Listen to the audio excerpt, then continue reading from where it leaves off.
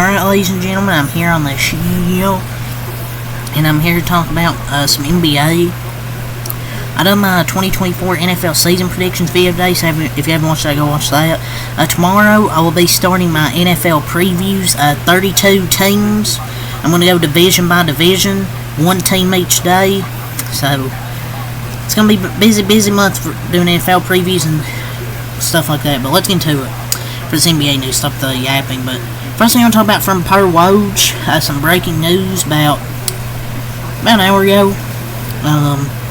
ESPN sources, Orlando Magic forward Franz Wagner, he has agreed on a 5-year, $224 million maximum rookie contract extension, and it's also a deal that could become worth as much as $269 million.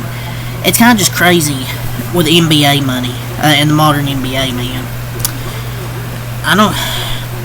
He's eligible to earn 30% of the team's salary cap should he get voted to an All-NBA team, sources said.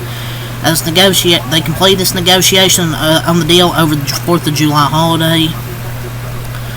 He definitely needs to be improve his three-point shooting, but I'm not sure he's making an All-NBA team, man.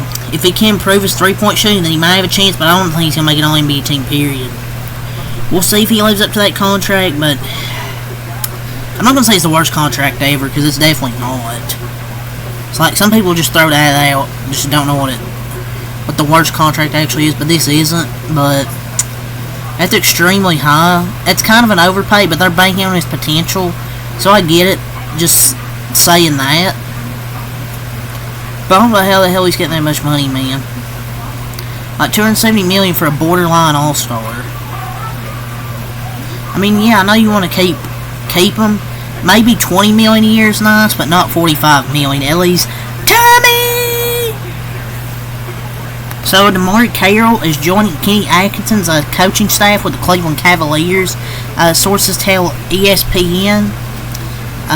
Carroll, who played 11 NBA seasons, spent the past 2 years as a coach with the Lakers and the Bucks. And DeMarre Carroll, I remember him, Atlanta Hawks legend. So, yeah, I guess he's a good role player in his days. But he's been the last few years coach, and now he's Lakers Bucks. Now he's heading to Cleveland. I mean, the only two things from Woj was that Franz Wagner extension and DeMarre Carroll going to the Cavs. But don't you worry, we got stuff from NBA Central. So let's get to NBA Central. So the Milwaukee Bucks, talking about them again. The Milwaukee Bucks, they're seeking a first-round pick for Brook Lopez per at Gary Wolfeld.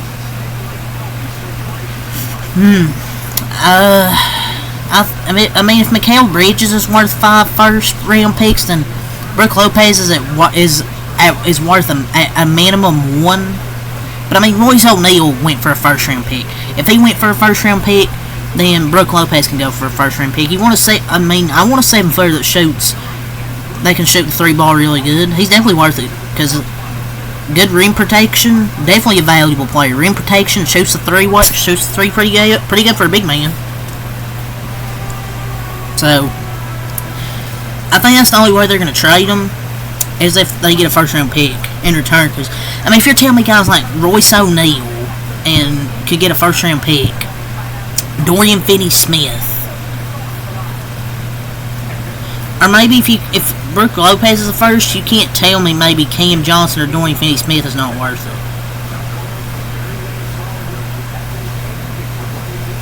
The Spurs and Hornets are among teams showing interest in Brandon Ingram, per at Amico Hoops.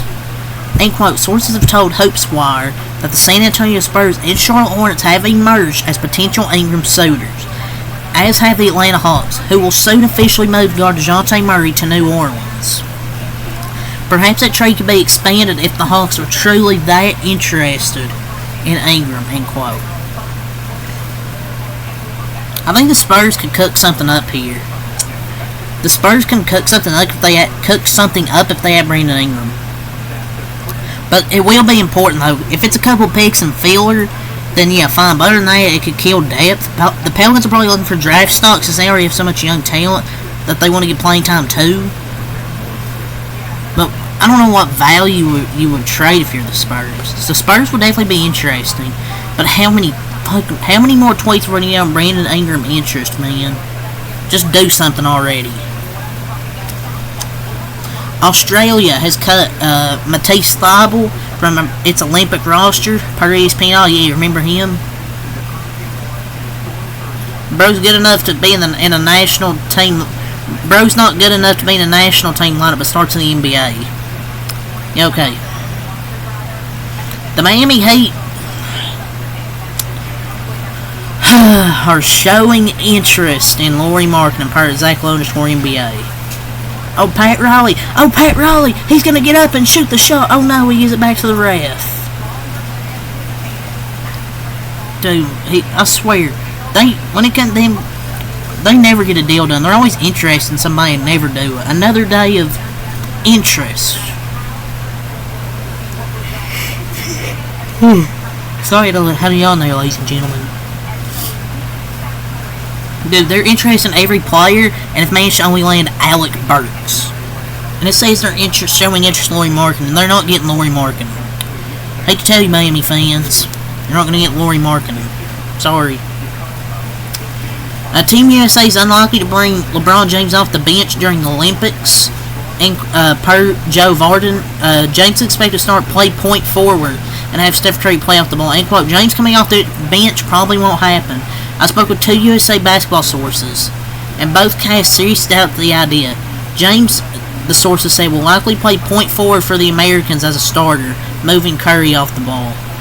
Oh boy, LeBron and Curry in the same team. It's over for the world, pal.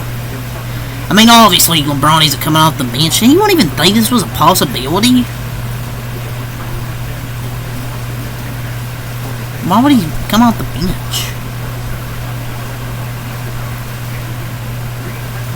And the last thing I'll talk about is Anthony Simons. He's a name to watch on the trade market per at High Ken.